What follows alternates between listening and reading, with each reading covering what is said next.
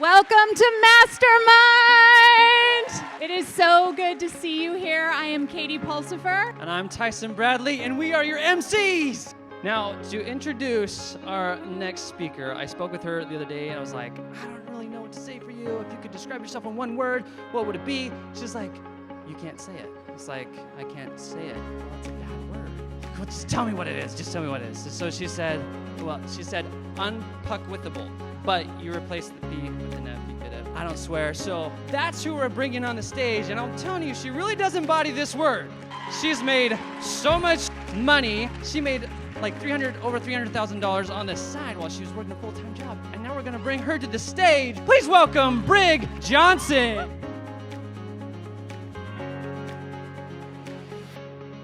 I love you. You are here. I remember when we got the mastermind topic, and it was like A-line. It's like, okay, A-line. What is it about the A-line? How do I move in the A-line?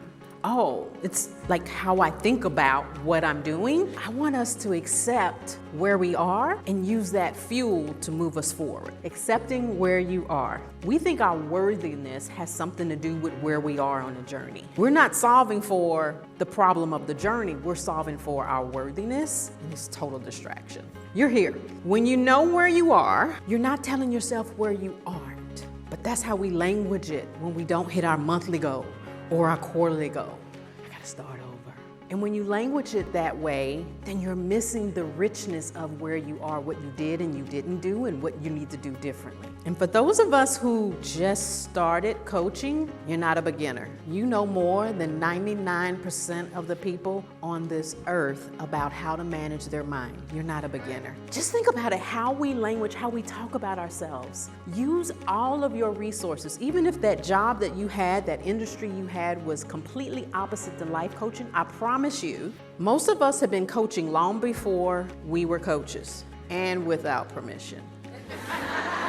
Let's normalize obstacles. My dad, he's still with me even though he's in heaven. He used to in New York, if you hit the road the right way, you would hit all the green lights for about a good little minute. How many of y'all know what I'm talking about in New York? Yeah, right? But that's the way we think our life coaching business is, especially that first year. I'm gonna hit it just right, and all the lights are going to be green.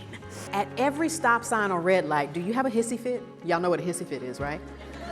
Why do you not have the hissy fit? Because you normalized it. It's an obstacle. Guess what? You're making it to the store anyway. So we get to control our experience going there. Do you time how long it takes you to get to the store? Got to the store in 12 minutes and 50 seconds.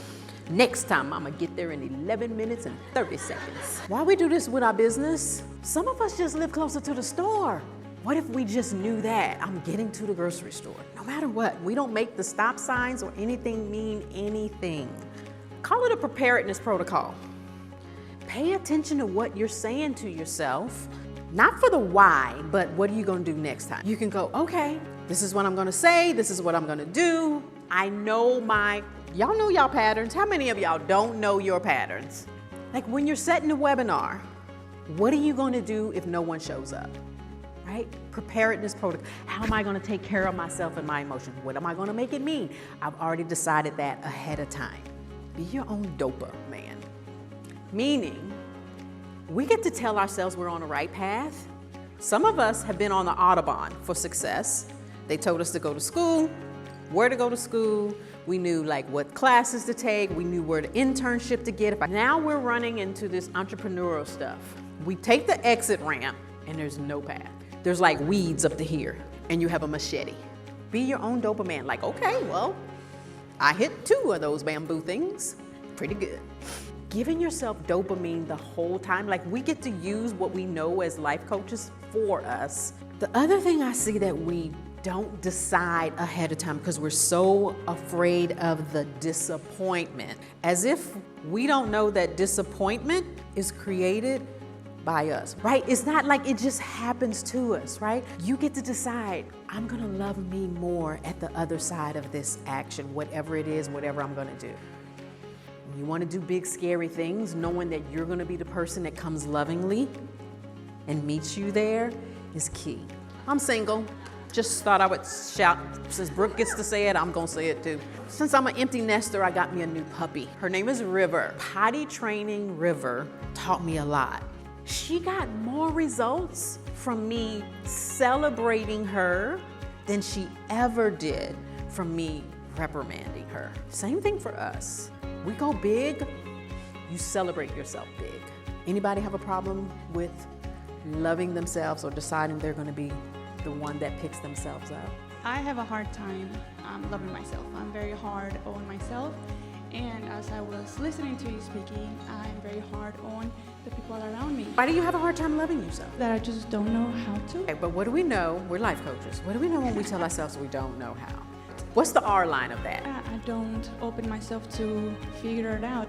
It can be an active decision to just like, I'm gonna learn how today to love myself more. I'm gonna support myself through this. We're gonna get through this. It's like you do this work with action, guys. Okay, over here. Hey Brig, I'm Vanessa. Hey, Vanessa. My problem has always been with celebrating myself, especially too early.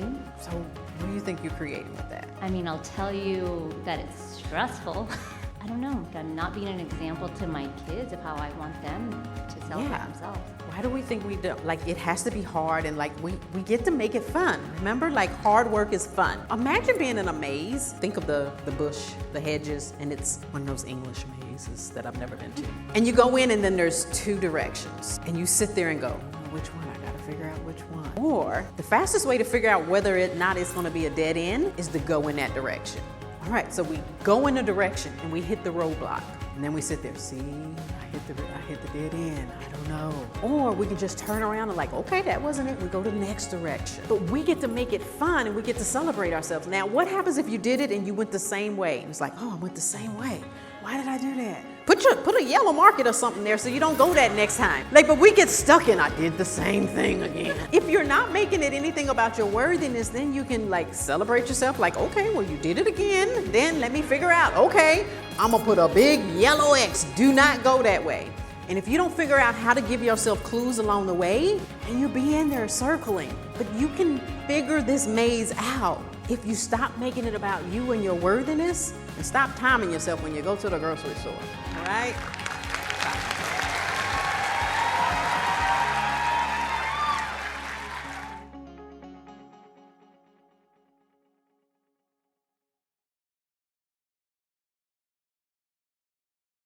I had a girlfriend who put a text message, name the guy, if he calls, do not answer. So sometimes we just give ourselves clues along the way.